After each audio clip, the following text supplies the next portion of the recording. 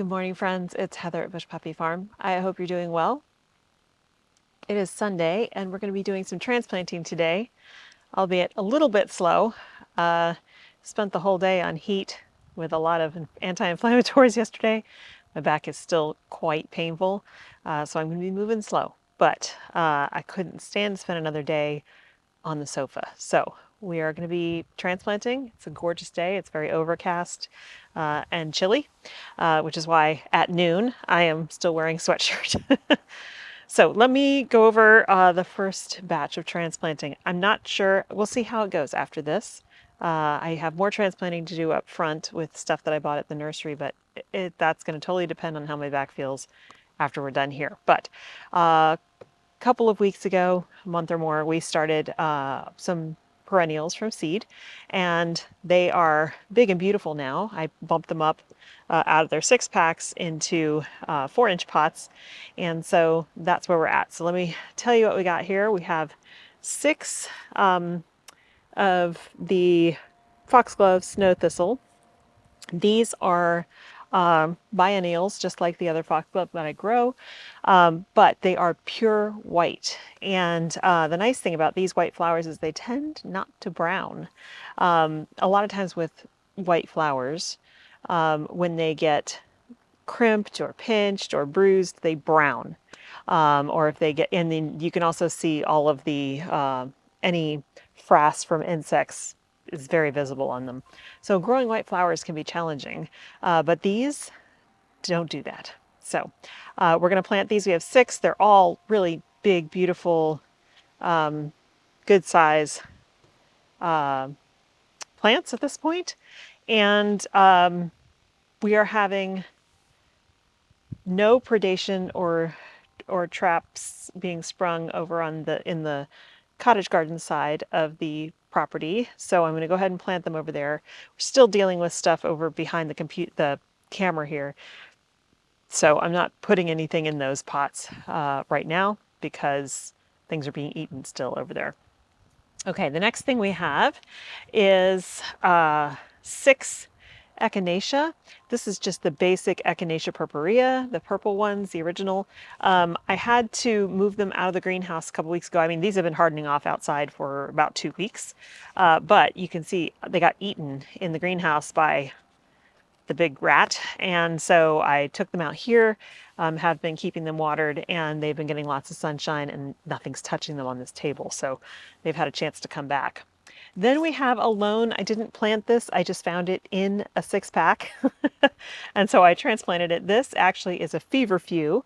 This is a golden feverfew. I already have one of these in the cottage garden. It produces the normal white feverfew flowers, the little tiny daisy looking ones, but it has this golden foliage, which is really pretty. And then we have only 3 Coreopsis, and it's funny because these also have some feverfew seeds in them. And this one somehow also has a petunia seedling in here.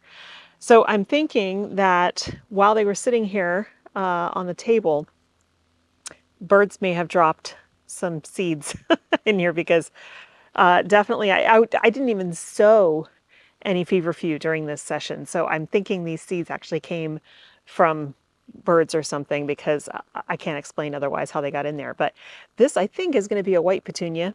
No idea. I think it's pretty funny. But I'm going to go ahead and plant the whole thing. It's fine.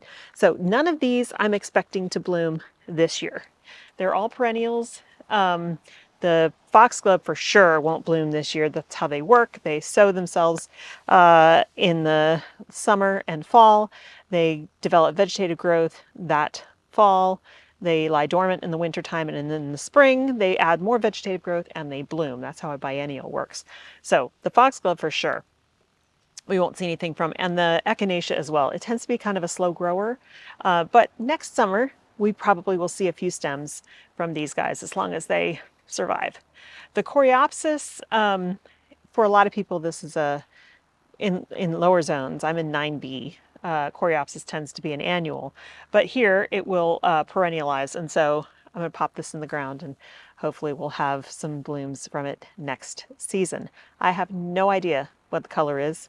I don't remember. It was just a seed packet with no colors listed on it, but it doesn't matter. It's going to be pretty no matter what. So they're going to go all in the cottage garden in little holes that I have from things dying back. The other thing we're going to do in a couple, the last thing we'll be adding to the cottage garden this year for next year is going to be some more spring bulbs. So there are loads of daffodils in the cottage garden, but I want to add more now, and I need to go through and weed again because there's lots of weeds in there. We'll wait till everything kind of dies back, and I'll do a deep weeding over the winter. But I would like to plant some things like muscari, which is grape hyacinth, more snowdrops because I love those, and they do naturalize. Both of those naturalize here, and so I'd like to get a bunch of those planted. And even though they'll be small, I think it'll be really nice. Well, at least the muscari, the snowdrops get super huge for me. But yeah, I want to get those in. Again, that won't be till like November, but that's the last thing we'll be putting in the cottage garden this year. And then, of course, it'll have to be deeply weeded again, like I did last winter. And that gives everything a good head start and a lot of space. So, all right, I'm going to slowly carry these things over there. I need to find something to kneel on to keep myself from getting all wet because the sun has yet to come out today and the grass is still wet. So let's get these guys transplanted, and then we'll see if I'm up to transplanting the stuff in the front garden, because that's going to require climbing over rocks and working in more challenging positions.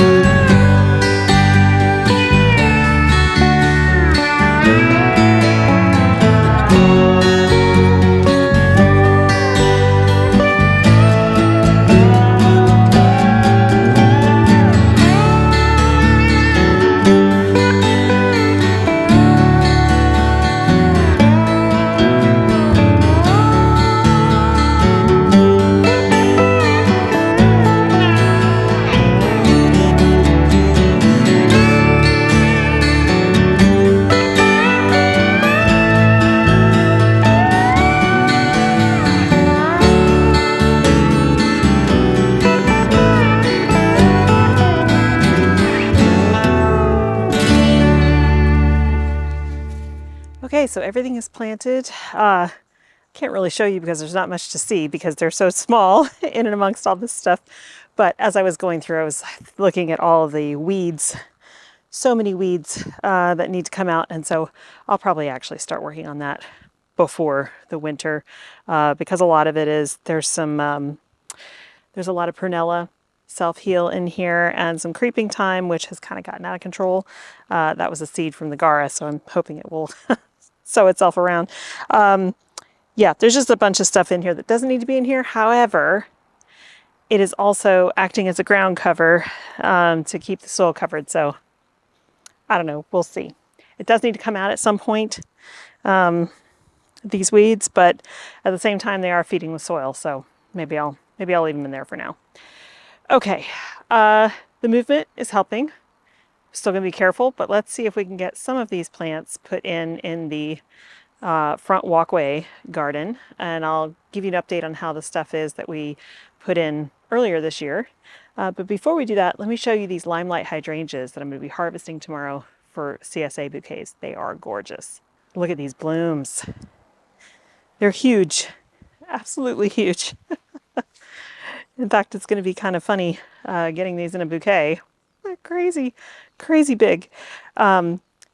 This plant is only 2 years old. These back here, these were transplanted from the pots around the greenhouse last fall. We dug holes and put them in here.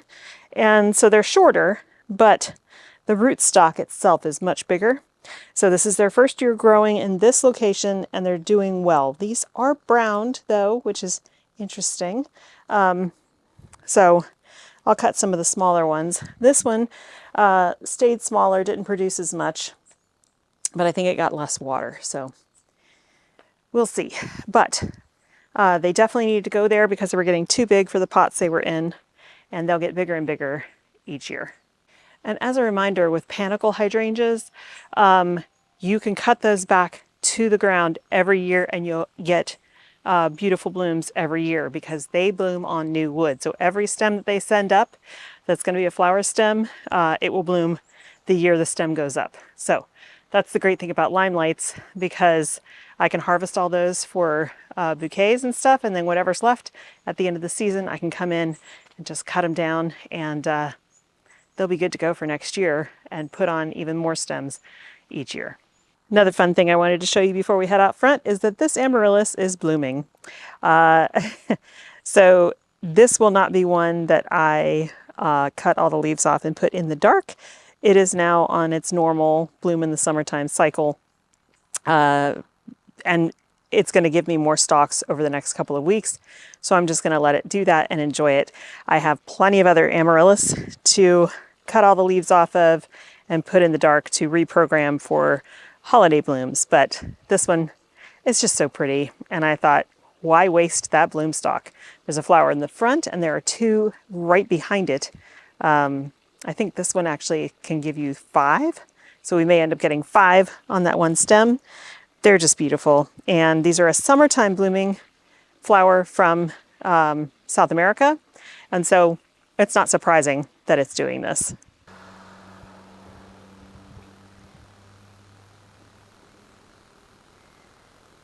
Okay, you may remember that back in the late spring, early summer, we had to do a major renovation on our front walk garden bed because of fire regulations. So we had to remove all of the azaleas and camellias that were here, which worked out great because those are acid-loving plants and we have very alkaline soil. And there were very strict rules on what we were allowed to put in. Everything has to be under 2 feet and they have to be approved plants. So we did that, and then we put in a mixed stone, river stone mulch. And I just wanted to update you on what it's looking like, because these plants have put on quite a bit of growth, and I'm really happy with them. So this is a big L-shaped bed, and this is the short part of the L. But as you can see, everything we put in has put on growth. The hostas are blooming. The heucheras have spread. These are plum veined supertunias. They are starting to fizzle out because it's getting towards the end of the season. And you'll notice, if you look back when I originally put these in, this whole strip was in sunshine, full sun, because the sun was higher in the sky. And now that it's later in the year, the sun is not as high in the sky. And this strip of supertunias does not get full sun anymore. So they're doing okay, but they are starting to fade, and that is totally fine for this time of year. They're annuals. They'll get pulled out and we'll put something new in next year. And then this guy, somehow, this is a sunflower. I have no idea what the variety is. We'll find out when it blooms. But we noticed this coming up and Mike said, that's a weed. Should we pull it? And I said, no, I think that's a sunflower. Obviously a bird planted it. Let's just see what happens and what it is. So obviously we'll cut it out when it's done blooming, but I think that's really fun. Okay, and then down the rest of the walk here, we've got Lamium that is definitely growing. The Euchera putting on growth. All of the hostas have bloomed this year. The hellebores also have put on quite a bit of growth. The jade plants are very happy. I think they're really pleased to not be in pots anymore. These Brunnera are looking great. So yeah, I'm really pleased. The ferns, lungwort. So I'm really pleased with how this is doing, how it turned out. Now, part of the choices here for these plants were that I didn't want things that, I wanted a mix of things in here. It had to be shade, because as you can see, it's midday and it's still in the shade. It gets a tiny bit of sun, but not much. But I wanted things that could thrive in the shade, and some of them could be evergreen, because otherwise this bed will be completely empty in the rainy season. So the Lamium will stick around, the hellebores will stick around, obviously they will bloom June through February into March. These ferns will die back just a little bit, but they will put on new fronds. The Brunnera will die back a little bit, and the hostas. But everything else will still have greenery and color in this bed all through the winter. Now this side of the path is what we're going to be working on this afternoon. So this pathway was completely stripped down and replanted about 4 years ago. And so we've got in here, we've got hellebores, some hostas, but a lot of them got eaten by deer originally. We've got a lot of creeping thyme. We have some euphorbias. We have lots of lavender, a couple of decorative grasses, and sticky monkey flower, mimulus. We also have some beachside daisies, and the back row is cotoneaster, and these big guys are silver sheen pittosporum that we put in as little plants. So there are also in here some sedums that are slow to grow, and then we have hundreds of daffodil bulbs throughout this whole bed that fill it up in the springtime. But some of these perennials are short-lived perennials, and they have a hard time after 4 or 5 years to come back. So what we've got up here is an example. This is now a weed that has kind of invaded. I need to cut this out. There is a catmint here, and then there's a mimulus over here. But it used to take up this whole area, this mimulus, bright pink flowers, and it direct sowed itself every year. Now it's just not really producing anymore. So I want to cut out the weeds, and then I have a couple more plants we'll pop in here in the front. These are all leaves from daffodil from earlier in the spring. So we're going to pop a couple plants in here in the front and clean this up back here to get this all out of here. We have another spot right here where we've got lavender, which needs to be cut back. I should do that today. Surrounding, there used to be some plants here. They've just eventually died off. We still have irrigation. I actually have an irrigation emitter running to nothing right now. So this stump back here was a redwood tree long time ago, and it was cut down long before we moved in. So that stump has slowly been rotting. So digging in here, sometimes there's not a whole lot of soil. So I need to make sure I can add a little bit of soil to these holes. Otherwise things kind of suffer. So we've got that spot, and then we have this spot. This big open space right here. There are definitely daffodils in here, so I'm gonna have to be careful with the digging, but there is a dying, if not all the way dead, azalea that's there that I can cut out.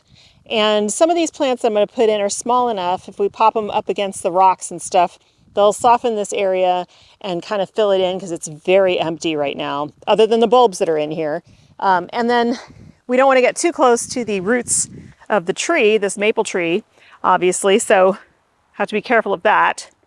And we have a little bit of space here where all of these daffodil leaves are. We can clear some of this aside and dig in where we don't hit roots. We can put some plants. So what plants do I have that are going to go in these spots? Let me get them. So I've got a bunch of plants here. Some of them have been eaten by deer while they've been sitting out here. So I'm still going to put them in the landscape. I find when they're in open areas, they get eaten, but when they're tucked in with other stuff, the deer seem to leave them alone. However, we are moving into that time of year where the deer are very hungry and thirsty because there's no water, so that's when they really start attacking our foliage. I'm actually shocked that all these hostas in this bed are still here. Normally the deer would have demolished them by now. So, plants for this space. Now, to give you an idea, very alkaline soil, under the shade of redwood trees, but it does get morning sun for about 2 hours. Then it has a break in the middle of the day, which is what we're at right now. And then it gets afternoon sun, strong afternoon sun from the west. And so it can handle, these plants can handle shade and sun. We've got a lot of lavender in here, which you normally think of as a full sun plant, which thrives in here because it's also very dry. So we do have irrigation, but it is drip irrigation and not very widespread. And so the soil tends to be fairly dry in here. So things like the sedums and the creeping thyme and the lavender and stuff, they actually really like it. So with all that in mind, I picked up a few things.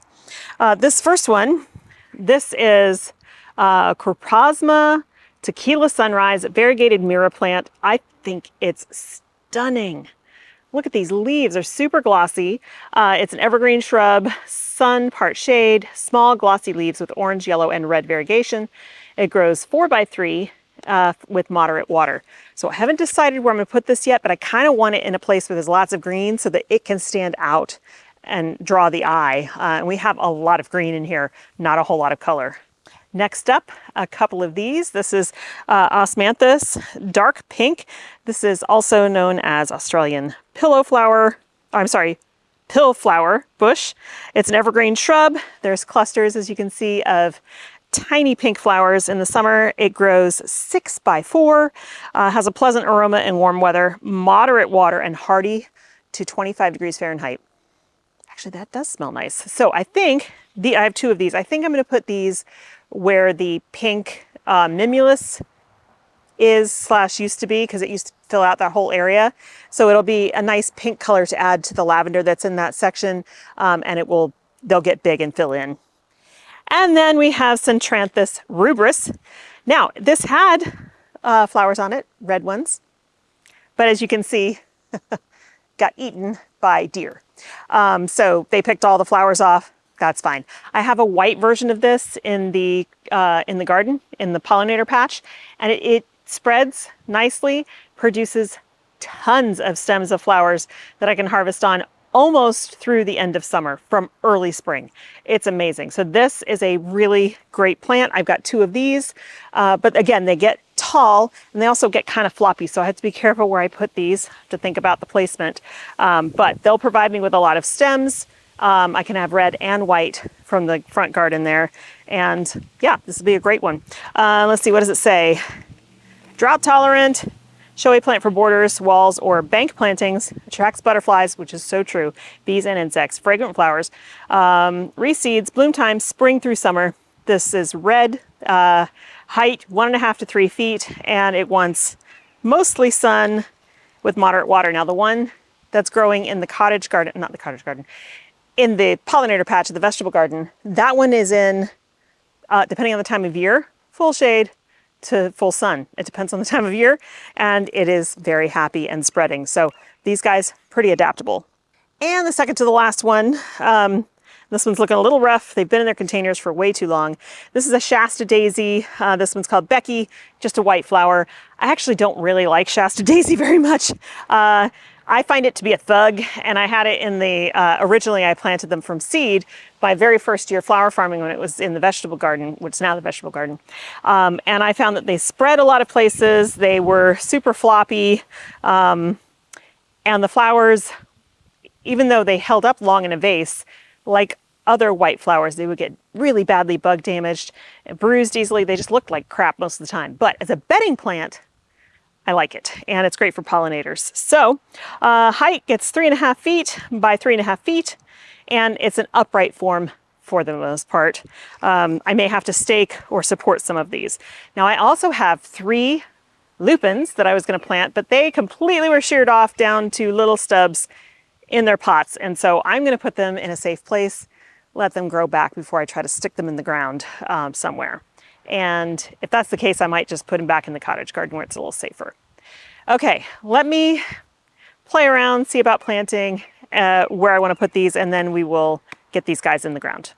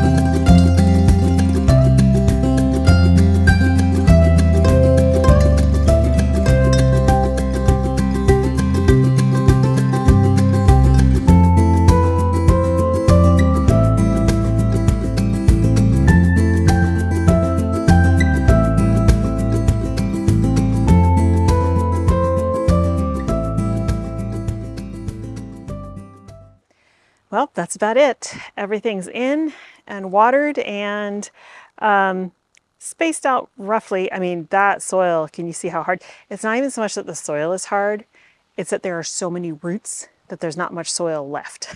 So, you know, it's a typical forest floor where it's not really nutrient rich, and the things that live here don't actually want that much in the way of nutrients. So I did put starter fertilizer in the bottom of each hole.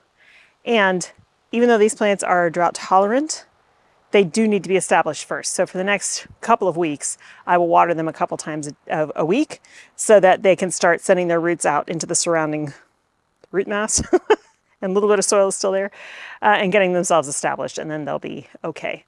So that's going to be it for today, you guys. Thank you so much for hanging out.